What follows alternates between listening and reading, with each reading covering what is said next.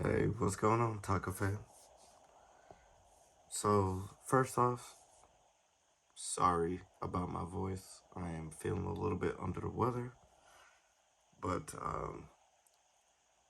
Yu-Gi-Oh is hard. Um, I went to the regional over the weekend, like I was telling you guys about, and I did okay, but by the end, it was a little bit discouraging. But I will let y'all know what I played. Okay, so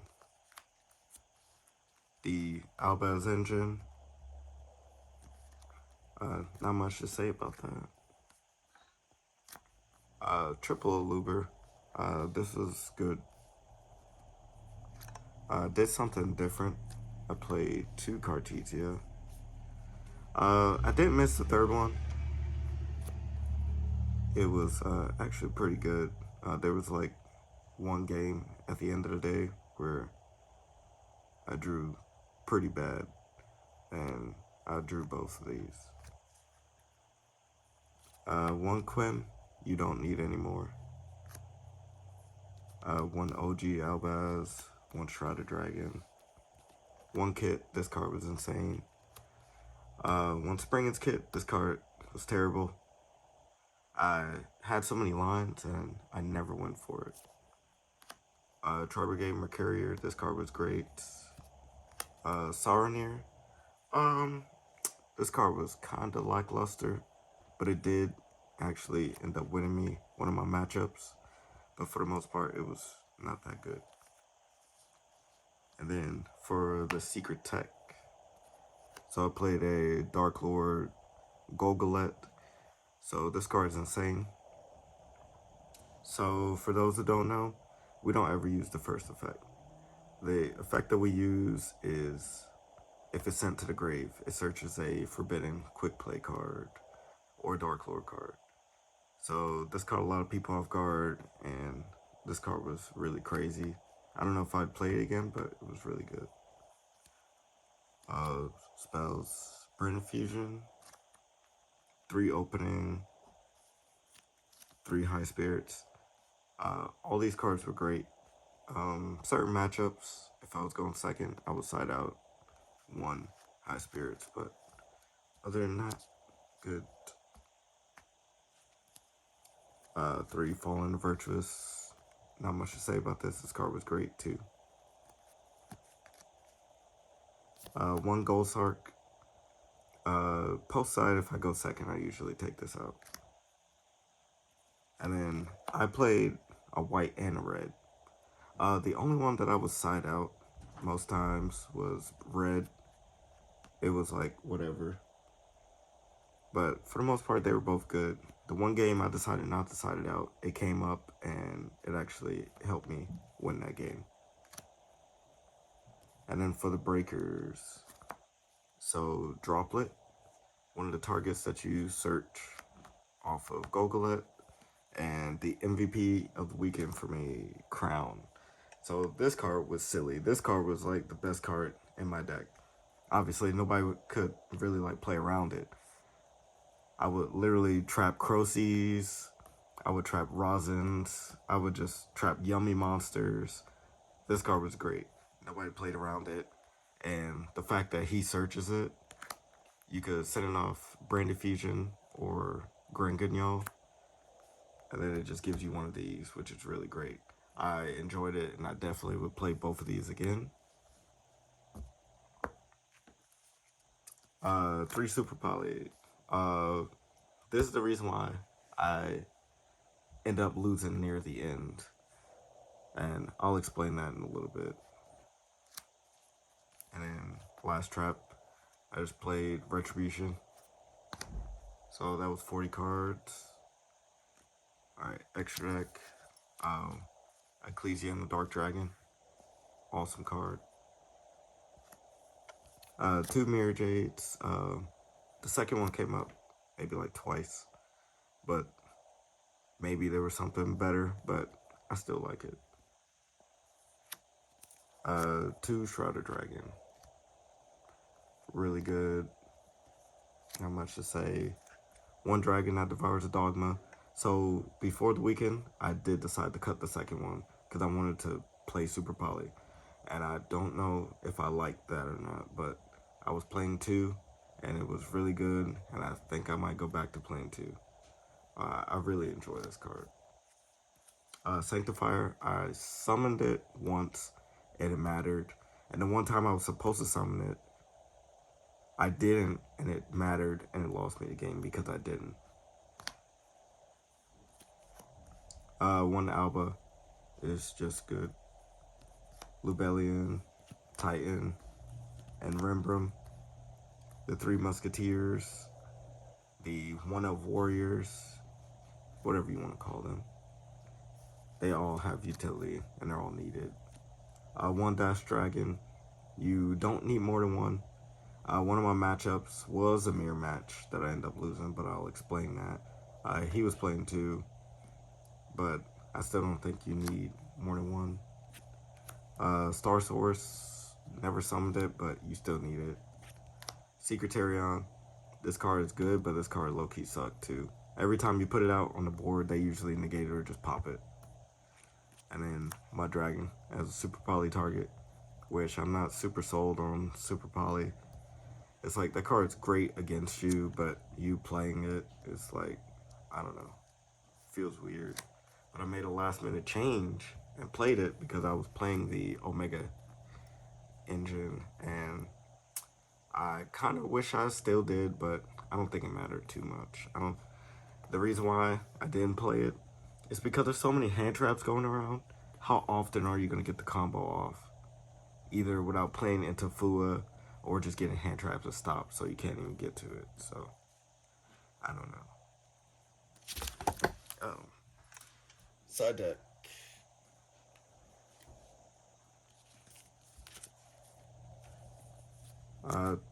Three Bestials.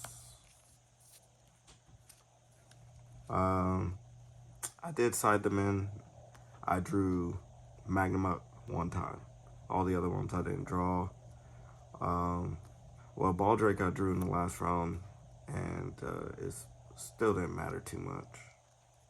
But it's only because of those yummy piles. One Diabells.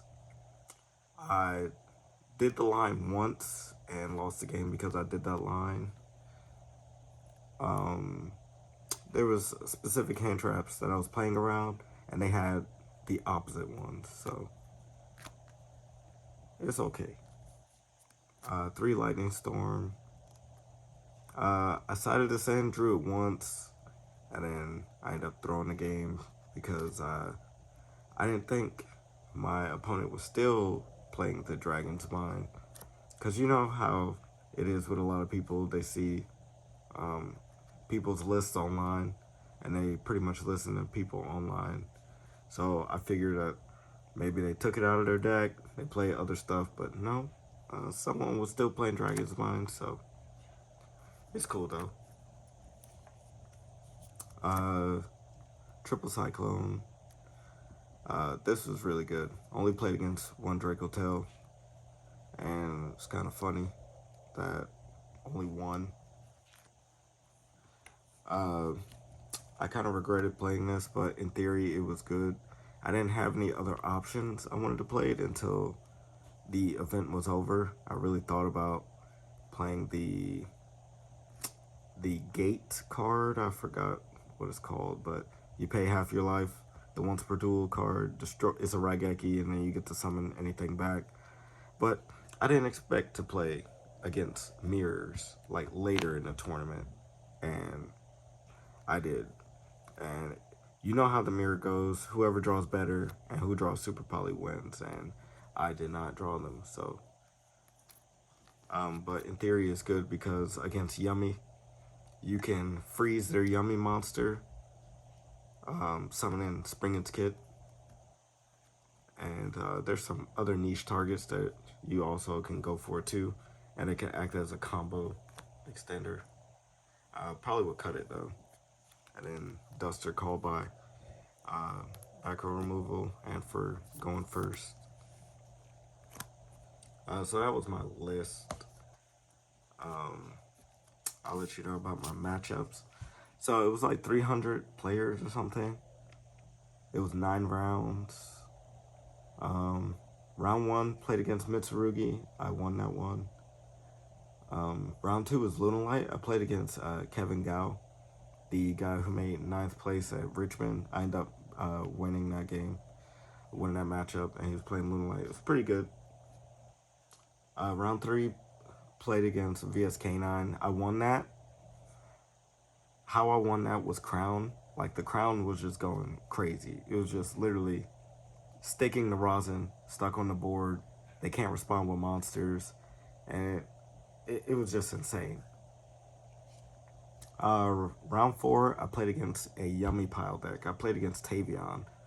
So my game one hand kind of sucked, but I still broke his board, and it was because of this. And it helped me search Crown to try to stick a marshmallow, get the marshmallow stuck. So that was fun.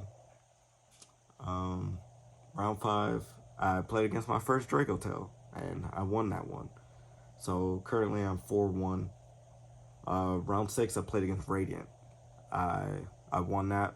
Crown was crazy. His Crocy, my my opponent's Crocy kept getting like stuck, and it was really funny. Uh, Pretty fun match overall. All right, and then this where the tournament got weird. So round seven, I played against Amir.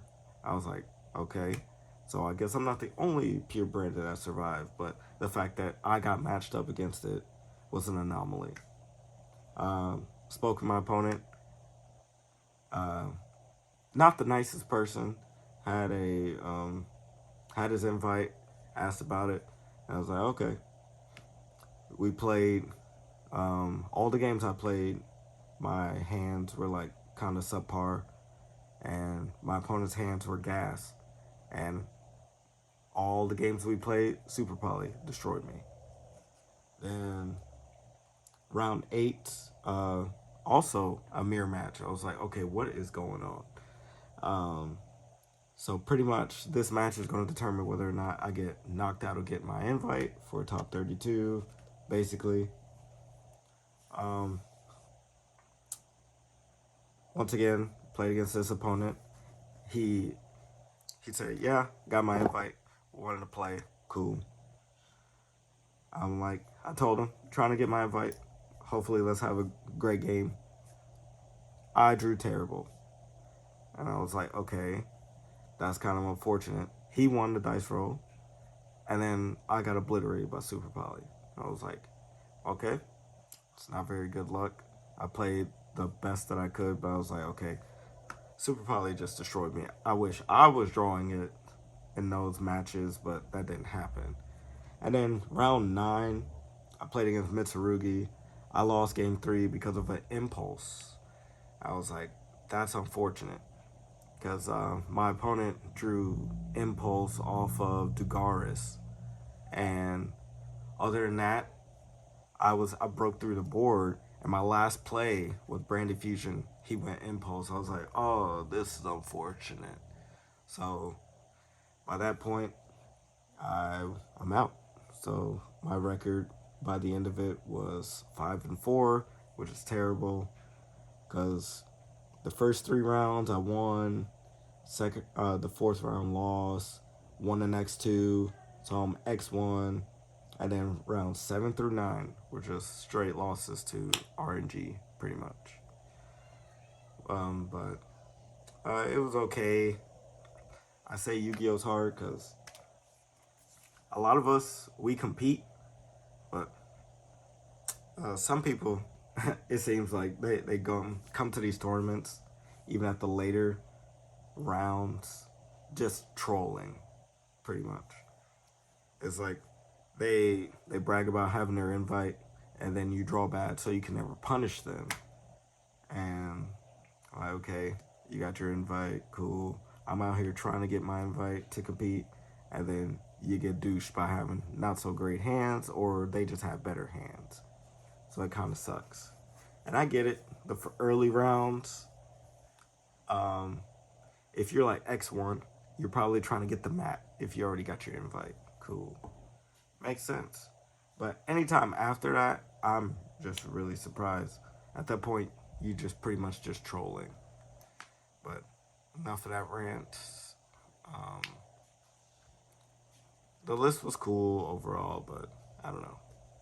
Uh, Thanks for watching. Like, comment, and subscribe.